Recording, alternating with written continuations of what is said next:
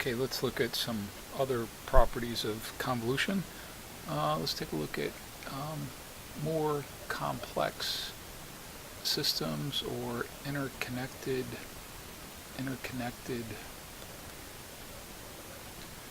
systems formed by connecting simpler systems. We'll only look at two possible connections.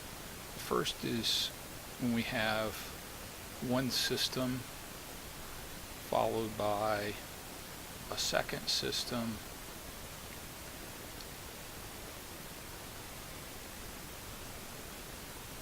with, of course, input x of t and output y of t. A connection like this is known as a cascade connection. And we can show that the output of the first system would be the input convolved with the impulse response of the first system, and then the overall output then would be that output of the first system forms the input to the second system, so convolving that in signal with the impulse response of the second system gives us the overall output. It's relatively easy to show that if the two systems are linear and time invariant, then, the overall, this is not y of t, but rather h of t, the overall impulse response is the impulse response of the two impulse responses convolved. And so we can find y of t by convolving x of t with an impulse response that's equal to h1 of t convolved with h2 of t. And then the other common connection is called a parallel connection. And again, involves, in the simplest case, just two systems, S1 and S2, with corresponding impulse responses, H1 and H2, and we add the corresponding outputs of the system to produce an overall output, and this is called a parallel connection. Okay. And we can show that in this case, if we treat this whole connection as a single system, the overall impulse response is h1 of t plus h2 of t.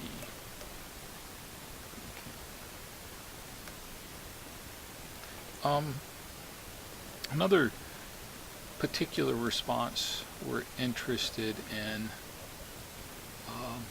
not so much in this course because we'll primarily be using the impulse response, but the step response becomes very important in your control systems course. And we define the step response as the particular output g of t when the input is a unit step.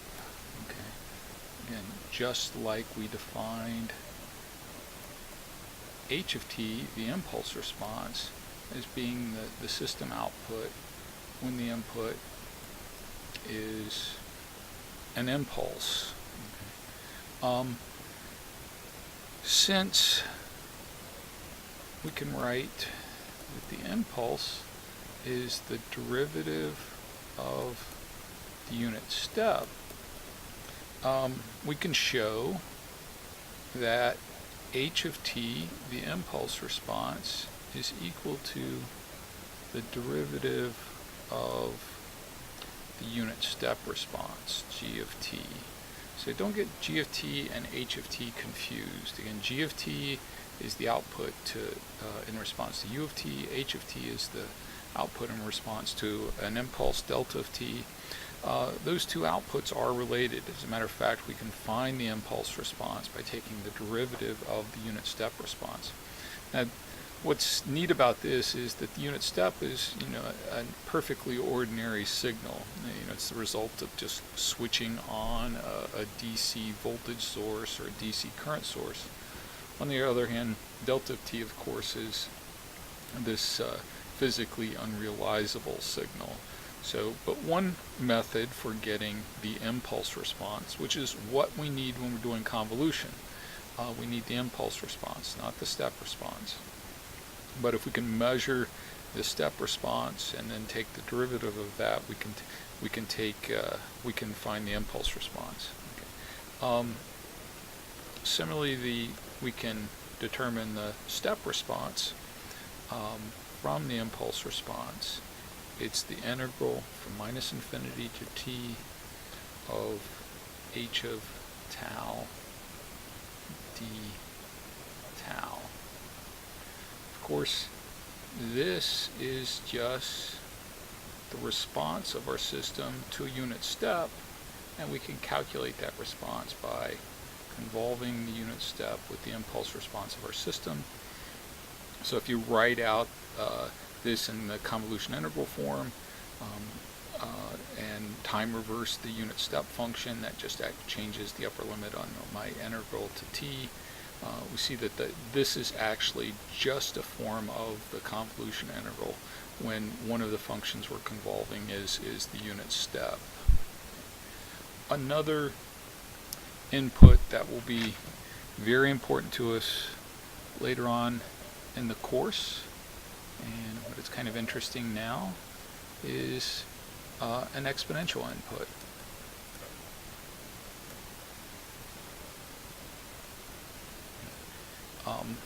If x of t is of the particular form e to the st, here I'm treating s as a constant, so this could represent, for example, a DC input if s is 0, or an exponential input if s is a real number, or a sinusoidal input if s is an imaginary number, or an increasing or decreasing sinusoid if s is a complex number.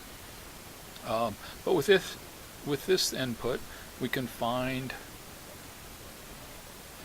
the output by convolving our impulse response with this input, and so writing that using the convolution integral, I will time reverse my input signal, and so I write e to the s becomes t minus tau d tau, and I can factor out the e to the st here. It's not a function of tau, so I'm left with h of tau e to the minus s tau d tau. We call this part h of s. So we'll see later that this is the Laplace transform of the impulse response. H of s is the transfer function of the system.